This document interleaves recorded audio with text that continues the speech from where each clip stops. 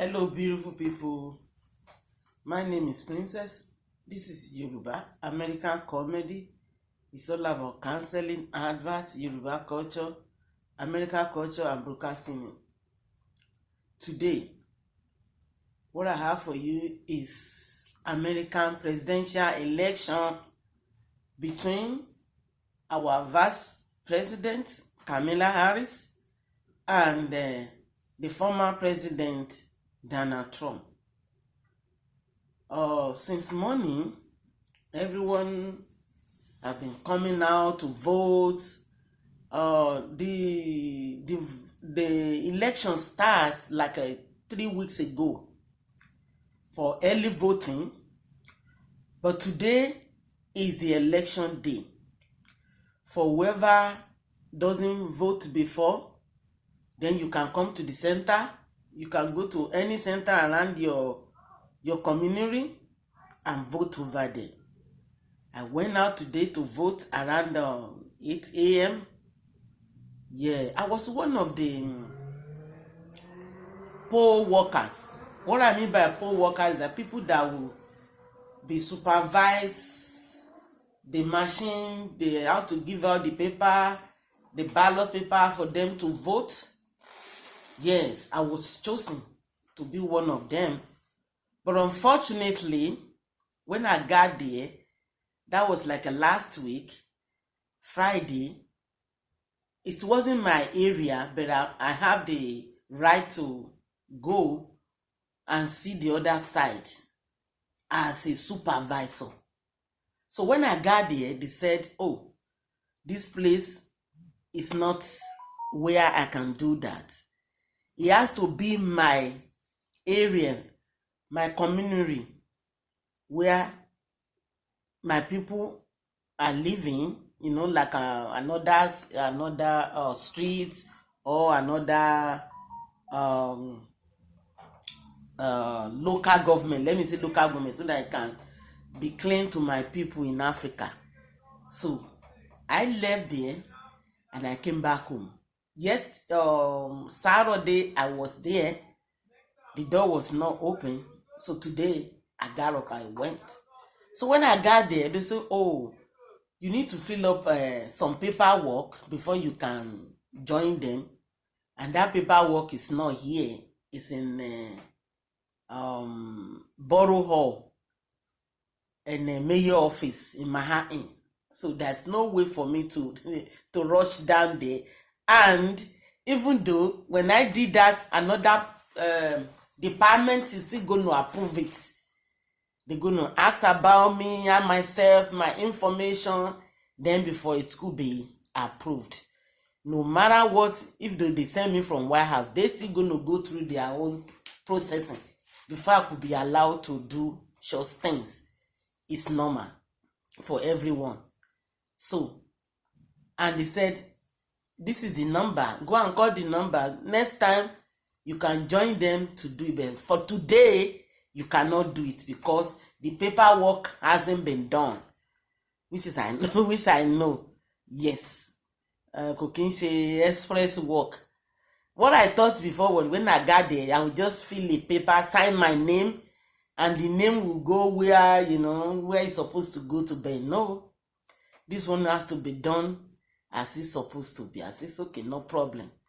Let me just hang out for some minutes. I introduce myself to them, blah, blah, blah, blah. Then later on, it's okay. They were allow me, we joked together. I was there for like 30 minutes. Then I left there. I took some video for my people in the White House to see that, oh, I did what they asked me to do. But I still have to go on another processing anywhere they send me to. Because they have bosses in different places. So I did it and I sent it to them. Because they were testing me, Cecilia, have you voting? Have you did this? Have you done that? Okay, let me go back there. So that for them to see me, that I did what they asked me to do, that is what I went there for. And I sent it immediately to them, to the board of election. So guys, today is a beautiful day. It was so sweet, and I knew that everything will be, we will be successful in Jesus' name. Yeah, we'll be successful because only díẹ̀ náà ni wọ́n mú nǹkan là ń mú nǹkan jẹ títí a fi máa mú jẹ tán. Today a máa mú gbogbo ẹ̀ jẹ tán. I know that. So that is why I said, let me talk to my people in Africa and all over that voting is still going on. You can go now. Please, do not wait. Don't let anyone call you before you go. Remember what I told you yesterday? It is very, very important. This election is very, very important to you as an African and American. And it's important to those who are coming as an immigrant that they do not have papers. Please go and do it. If you do it, so that it can be well for all of us, it's going to help Camilla. It's going to help the nation. It's going to help all over the world. It's going to help you too. It's going to help your children. So it's good for you to vote now. Go and do it. This time around now, this is 3:54 time in the US. I think it's going to be 9:54 in Nigeria now, in Africa, in West Africa. Please, don't wait. Go and vote. You will see them over there. Go and vote. So in another 2, 3, 4 hours now, we're expecting them to give us another information from the Board of Election so that we know where we are. But I pray that Camilla will win in Jesus' name. That is our joy. Yes. When Camilla go back to that house, White House, oh my God, then we start eating our joy again as we used to before. And whoever never join us, like those who doesn't have paper, they're going to join us too now. They can, it's a beautiful thing. If you remember that you are in America, you can go anywhere you are. You want. You can do this, you can do that. It's not good if you stay home alone. Walk, sleep, go to party, go to the church, come back home. This one will make you exposed to many places that you want to work. As a professional job, as a professional woman or man, you can do anything that you want. You'll be able to go to the hospital. You'll be able to go to the school. You'll be able to take your children to the daycare and so forth. But you have to vote. Let us lift our sister up, Camilla. This is the time now. This video that I'm doing now, I'm sorry, I cannot go to the polling center where they are doing the voting to do this or to take their picture over there. No, I'm not permitted to do that. Those who have the authority to do it is the people that was working in a board with them, and they know them, they authorize them to do it. It's not all the press that can do this. That can do the video in the voting center. It is illegal. So what I'm doing now, I'm just doing the copy of what they have done over there for me to show you what is going on in America about the election, so that you can have a little bit about it. So come on, let's go, follow me now. So this video is a copy, it's not original one. All right, I want you to have patience with me and then follow what I explain to you. Whatever is going on today, I will try to do the copy and send it out, so that you guys can know what is going on in America or in another state or in another community or in another borough. Let's go, guys. I love you. Put us in prayer. We hope we're gonna win, and we will win in Jesus' name. Let's go, guys. Hundreds of rallies and tens of millions of votes already cast.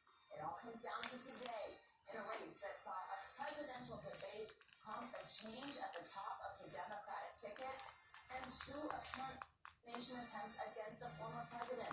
Kamala Harris and Donald Trump are finally off the campaign trail, and now it's up to voters to determine the future direction of the country. The vice president, who has pitched herself as the change candidate, spent her last day on the trail in the pivotal swing state of Pennsylvania and made her final push on the steps the movie Rocky made famous outside the Philadelphia Museum of Art. We are optimistic and we are excited about what we can do together. And we know it is time for a new generation of leadership in America. Meanwhile, the former president crisscrossed battleground states with stops in North Carolina and Pennsylvania before ending his evening in Michigan. We will never give in, we will never give up, we will never back down, and we will never ever surrender. Together we will fight, fight, fight, and we will win, win, win.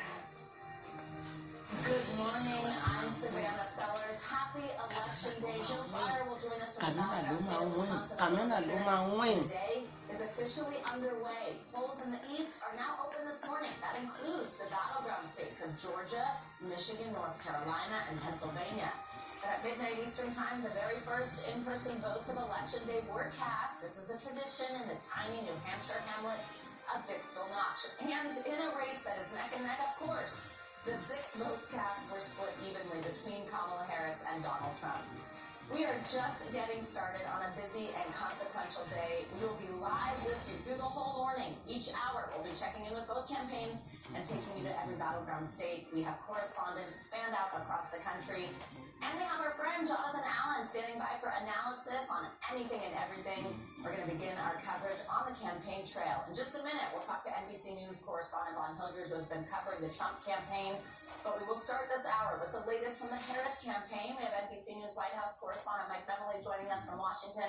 Mike, good morning. Great to see you. Great to start our election day with you. Before we look at today, I want to talk about yesterday. Vice President Harris making several stops throughout battleground Pennsylvania on the final day of the campaign, choosing really to exclusively spend her day in Pennsylvania rather than crisscrossing battleground states as the former president did. It's a crucial state, of course. She's visited it more than a dozen times as candidate.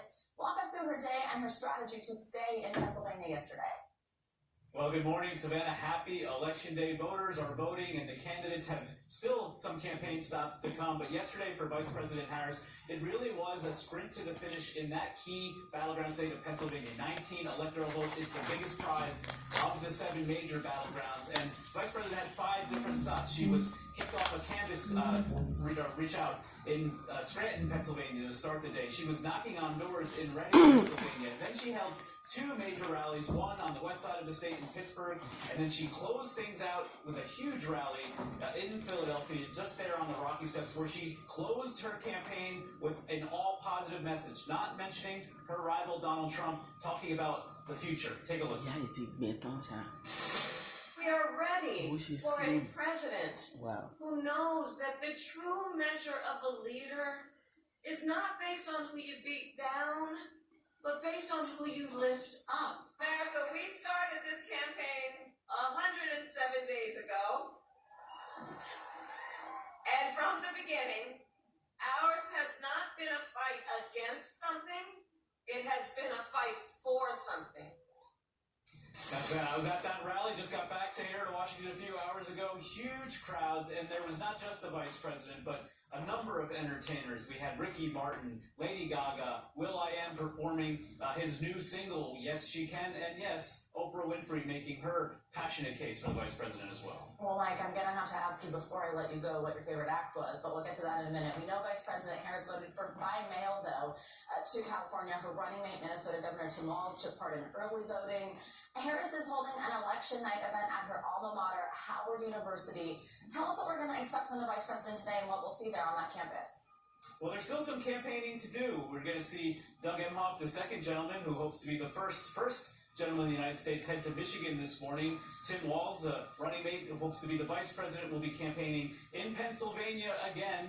And for the vice president, she's going to be at the Naval Observatory, the vice president's home, making last-minute phone calls. She's going to be dialing into a number of radio shows, all encouraging voters in these states who may still be on the sidelines or maybe deciding between just not voting and voting to get out there before she comes to her alma mater. Really symbolic, important place for her to celebrate election night. But it's clear, and both campaigns are really planning for the possibility that we may not have a call tonight. We all are bracing for that and for a long night and potentially a long week. We'll find out. Mike, before I let you go, I want to take a big picture with you. You, of course, covered Biden for so long in that administration, now covering Harris throughout this campaign. I mean, it started with a bang for Harris. Just over 3 months ago, after President Biden announced he would step aside from the race following his debate performance against former President Trump and all the conversation that went around that, how was Vice President Harris able to pull together a presidential campaign that made her a contender as quickly as she did and really, especially initially, inspire a lot of motivation and energy around her? Well, Savannah, this is the 5th presidential campaign I've covered, but I want to say it's the 6th because I've covered 2 in one cycle here. Yeah, starting with President Biden. Really a pivotal moment was on the night of that debate. We all remember when President Biden stumbled against President Biden. He talked to advisors to Vice President Harris, though, and they talked about her response that night. Not sugarcoating what we saw from President Biden, but defending him and talking about the stakes moving forward. They said that was such an important moment for setting her on a strong footing for eventually when President Biden did drop out. Now, she inherited a significant, strong campaign operation that he had built and really capitalized on some of the major issues that have benefited Democrats up and down the ticket over these last 3 years, especially abortion rights. But she also did inherit some of the baggage from the Biden administration, especially voters' concerns about inflation. So when we see the results tonight, we'll see ultimately which was the bigger factor. Was she able to break through and make herself the change agent, even though she's been part of the administration for the last 4 years? Mike, John Allen here. I just wanted to ask, with all of this blitz at the end with the campaigning through Pennsylvania, if they left anything on the field, if Vice President Harris didn't get something done, what do you think that would have been? Is there anything they wish they'd done, or they feel like they accomplished all that they possibly could? Well, John, you know this. Campaigns really often are scaling down, tailoring their battleground map as the closing days as they see paths to victory, maybe closing off in some places, shifting resources to others. And the Harris campaign advisors told reporters yesterday they still see a path to victory in each of the 7 states. Now, we know that there's even another state that came on the battleground map potentially late, Iowa, that shock poll. There was a directive from the headquarters to some of the surrogates who maybe wanted to make a last-minute trip to Iowa to capitalize on that close poll. They were told, nope, we're keeping our focus on the Big 7. So an indication that if there is momentum that carries them to unexpected results elsewhere, it's a nice cherry on top, but they're focused on keeping the focus on those 7 key states. All right, Mike Emily, who'd you love most last night? I gotta say, I've seen Lady Gaga. It was an interesting. 4 years ago, she was the closing act for President Biden as he was on the way to victory. It was interesting to see her again, the closing act last night, and a really nice rendition of God Bless America. Okay, who knew? Mike Memley, Lady Gaga fan. Love it. Learn something new every morning. Mike, thank you so much. We'll see you in a little bit. Now let's get to the latest on the Trump campaign. We have NBC News correspondent Vaughn Hilliard, who joins us from West Palm Beach. Vaughn, good morning. Great to see you. So after a whirlwind last day of campaigning in battleground states, where he finished up his last event after midnight on Election Day, he was in Michigan. I know that's a little bit of a superstition maybe for him. We'll talk about that in a minute, but he's back in Florida. First, let's start with his plans for today. Right, first, I think that we can all use some Mike Memley, Lady Gaga analyzing here after the week that we should expect. This is going to be, across these 7 battleground states, as you noted, a tight race is the expectation of the Trump campaign as well. And that is where you saw Donald Trump last night finish up his final rally late into the morning in Grand Rapids, Michigan, after having an event in Reading, Pennsylvania, and Pittsburgh, Pennsylvania, and a morning event yesterday in Raleigh, North Carolina, where you and I last spoke. And for Donald Trump, he is now here in West Palm Beach, which is going to be the command center for him and his campaign. He's going to be leaving his Mar-a-Lago estate later this morning, we're told, with former First Lady Melania Trump. They've still got to go and cast their ballot. They're going to do that today. But then tonight, they're going to be watching the results come in alongside advisors and other close allies. The likes of Roger Stone tells me that he will be at Mar-a-Lago in attendance. And then we could very well see Donald Trump make his way across the water over to West Palm Beach at the convention center, where the press will be gathered and other supporters for potential remarks. Of course, in 2020, Donald Trump prematurely declared victory from the White House in 2020. And the question is whether he intends to do the same this go around. We're expecting these ballots to be counted over the course of days. We very well could have a decision tonight here, but that is where a lot of this is up in the air. But Palm Beach is going to be the center of command here for the Trump operation in these hours and days ahead. Ron, let's now talk about him wrapping up the campaign. You as well. We were texting and you said, oh my gosh, it's going to be my last Trump rally. Late night rally in Grand Rapids, Michigan last night. I mentioned kind of a superstition for him, right? It's been a little bit of a tradition. Tell us what we heard from him in that last rally.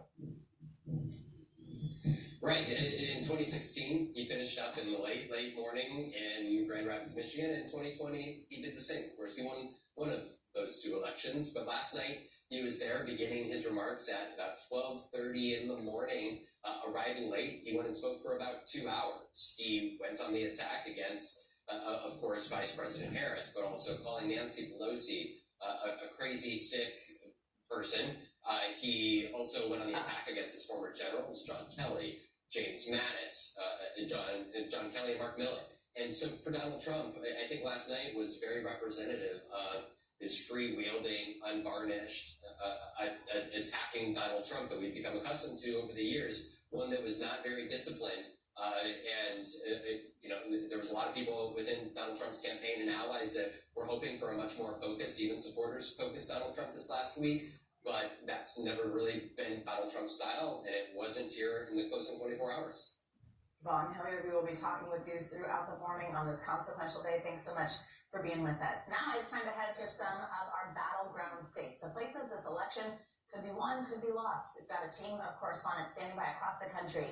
Antonia Hilton is in North Carolina. Blaine Alexander is in Georgia. Our own Joe Fryer is in the great state of Wisconsin, and Rahima Ellis is in Pennsylvania. Good morning to all of you. Thank you very much for kicking us off from these battleground states. Rahima, I will start with you because many see Pennsylvania as the one to watch in this election. It's one of the tightest races in the country. It could very well decide the eventual winner, as it did in 2020. Talk to us about the significance of where you are in Erie County and what you're seeing there this morning. Any inklings from people coming out to the polls so far?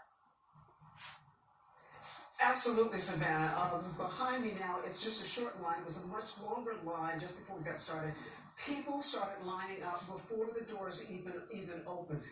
Many of them saying they have to get to work, but they want to make certain that they cast their vote. Why is this area of Erie County so important?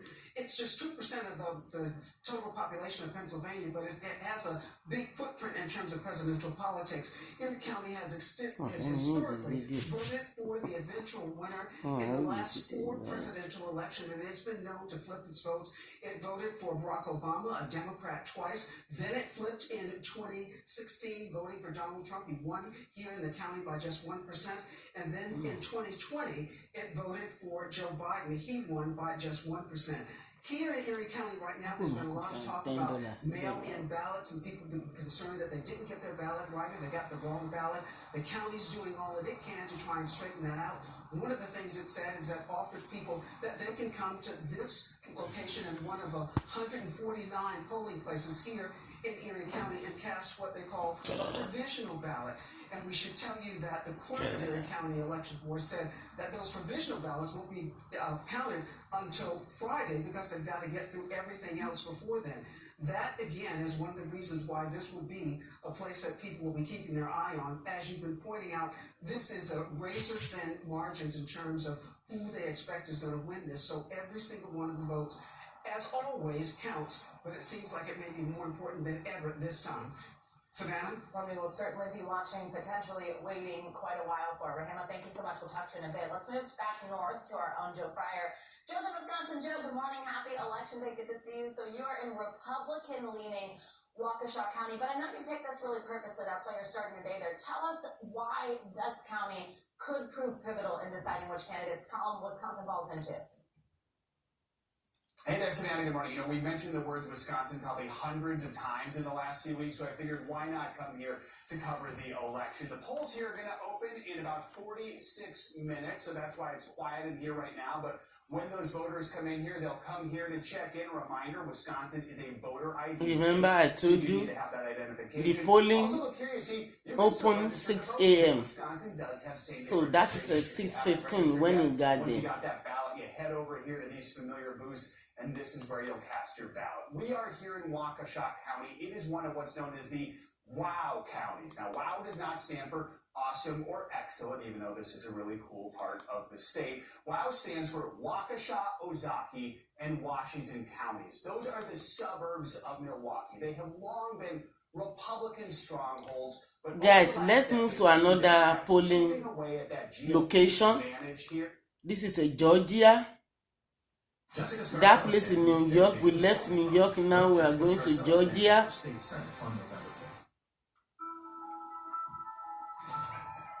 Advertisement. I'm going to. Just into the newsroom, officials have evacuated Yeah, this is Georgia. locations in Fulton County, Georgia, after they received bomb threats. The threats were aimed at Oh my 5 God. locations, but police deemed them not credible.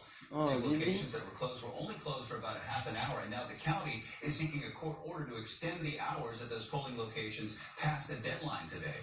Let's check in now with Fox 13's John Hopperstad, tracking the polls in Georgia. That's one of the big battleground states that we're watching. What are you seeing there, John? Absolutely is, Bill. 16 electoral votes up for grabs in Georgia. Donald Trump lost Georgia by the narrowest of margins back in 2020. The very last poll, though, shows a slight advantage for Trump, as you can see here.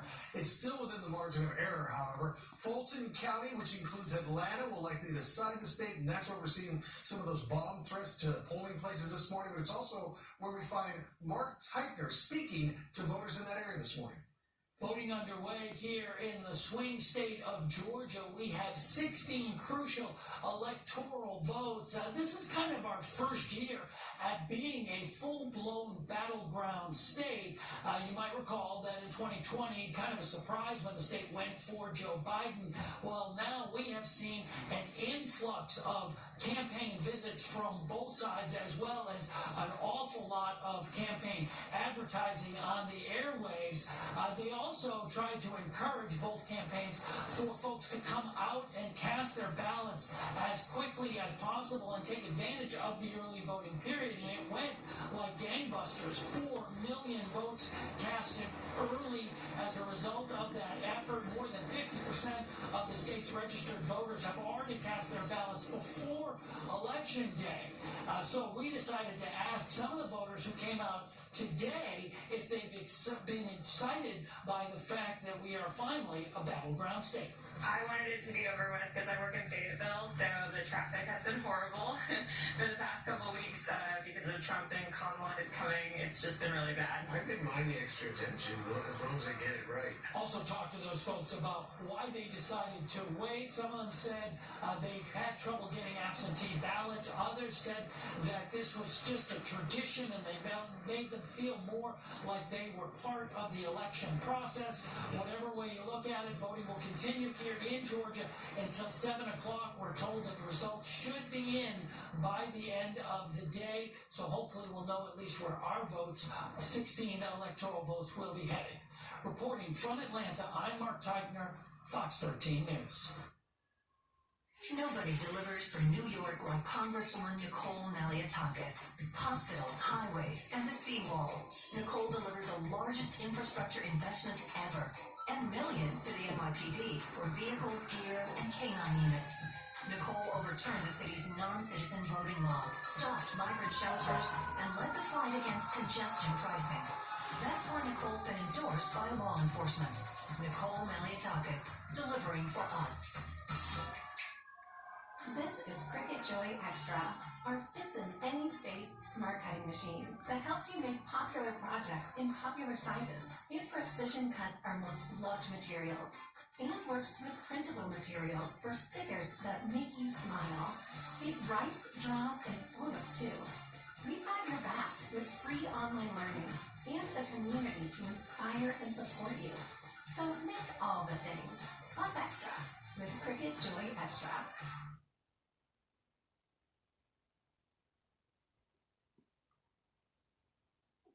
Start our coverage of Election Day 2024. Somehow, it's finally here. Somehow. The presidential campaigns are over, and now it is up to the American people. Voters have been lining up from coast to coast all day long. The first polls will close in a matter of hours. Former President Donald Trump voted this morning in Florida. The former president spoke to reporters after casting his ballot. We ran a great campaign. I think it was maybe the best of the three. We did great in the first one. We did much better in the second one. Trump's running mate, Senator J.D. Vance, also voting this morning in Ohio. Vice President Kamala Harris is in Washington, D.C. today. She voted by mail over the weekend. Her running mate, Governor Tim Walz, voted early last month. The vice president is urging everyone to get out and vote. That's what my focus is right now today, I must admit, which is making sure everybody knows the power of their voice through their vote. It is important to note that we may not know the winner of the presidential race tonight, especially if it's close. Election officials around the country are urging patience as all of the votes are counted. Our Decision 2024 coverage kicks off with the candidates. NBC News senior White House correspondent Gabe Gutierrez is at Howard University in Washington, D.C., covering the Harris campaign, and NBC News correspondent Dasha Burns is at Trump headquarters in West Palm Beach, Florida. Good to see you both. Gabe, let's start with you. Howard University, a historically black university, is the vice president's alma mater. She's expected to hold a watch party there tonight. So how are the Harris campaign feeling heading into these final hours? Well, hi there, Clay and Kate. Well, the Harris campaign is cautiously optimistic at this point, but they are being careful not to be too optimistic. They're saying that this is an extremely close race among all the 7 battlegrounds, but they are encouraged by some signs, including the early vote, which they say in places like North Carolina has been predominantly from women, and they feel they are better performing with that demographic. Now, Vice President Harris, as you said, is in Washington today. She spent the morning calling into radio stations, trying to get her message, her last-minute message out. She has been stressing that momentum is on our side. That's what she told voters with several rallies yesterday in Pennsylvania. And you mentioned Howard University, of course, her alma mater. It also has a lot of history for her. Back in 2019, it's where she announced her 2020 presidential bid. And she told an interviewer earlier today that the first time she ever ran for elected office was to be a representative here at Howard University. So if she were to win this election, it would all come full circle. And Josh, let me go to you. We heard from the former president earlier today. He's also holding a watch party tonight in West Palm Beach. What's the feeling among Trump insiders right now?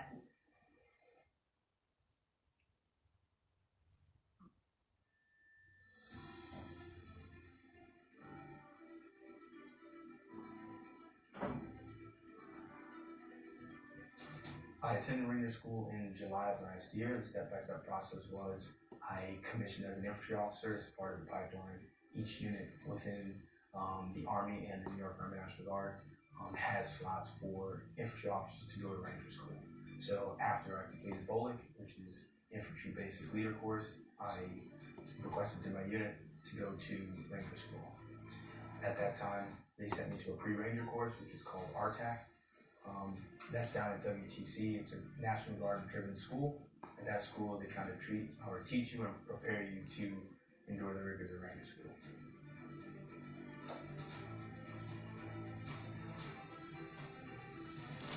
Influences the peers and mentors that I had prior to joining the Army.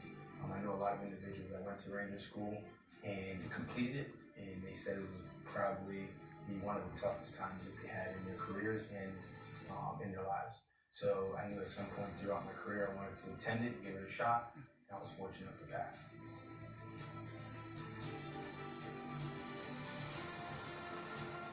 One thing that I did not suspect was the preparation that Warrior Training Center gave me, the RTAC course for the actual Ranger School. And that's totally hosted by the Army National Guard, and it prepares you solely for success for that RAC week.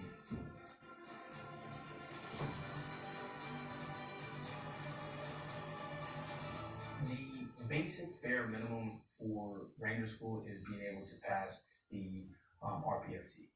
When I went, it was push-ups, sit-ups, pull-ups, and a 5-mile run within 40 minutes. Before I was leaving, they were changing the PT test. So it's understanding that you have to be able to pass that PT test on limited sleep, limited food, and limited cognitive thinking. Once you hit that gate, there's many other gates that you're going to have to continue on, i.e. ruck marching, land navigation, and swimming.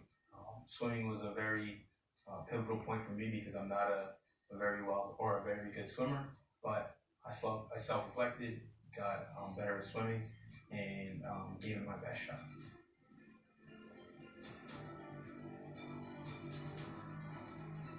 The biggest surprise is the individuals of older age that want to attend. As I stated earlier, it was a goal of mine to always attend Ranger School, and you'd be surprised how many 50-year-olds and 40-year-olds have that same aspiration and they don't give it up and they still go for it.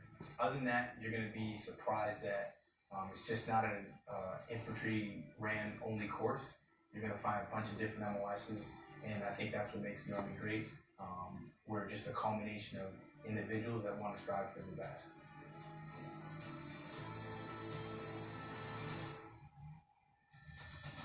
I would say looking back on it, it's realistically changed my focal point of thinking. When I went to the infantry basic leader course, it taught me a lot of how to be an infantry platoon leader. Ranger School taught me how to be an individual as a part of a team, and then a leader when I had to be. But I think the biggest lesson is being an individual team member and doing the individual things that's needed for your team to be successful prior to leading.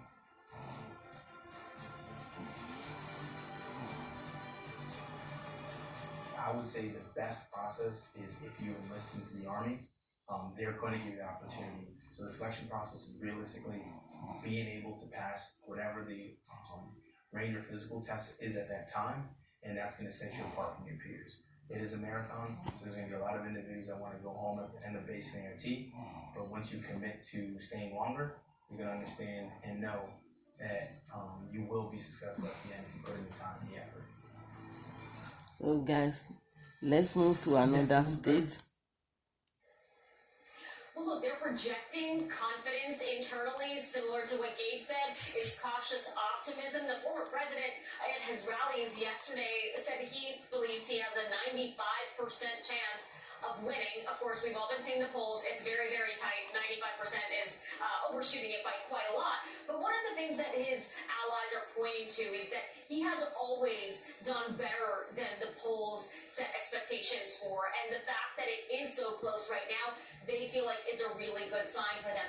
But the former president has also repeatedly cast doubt on the potential results of this election. He did that throughout his rallies yesterday, and he has basically had this message out there that his supporters that we talked to are very bought into, which is that the only way that he can lose is if there is cheating. He's especially sowing doubt about a process that could take a long time. If it takes longer than just tonight, which it very well could, because let's be clear, of election laws in these states that are part of the process, that there's nothing nefarious there. But he's been sowing doubt about these things taking a long time.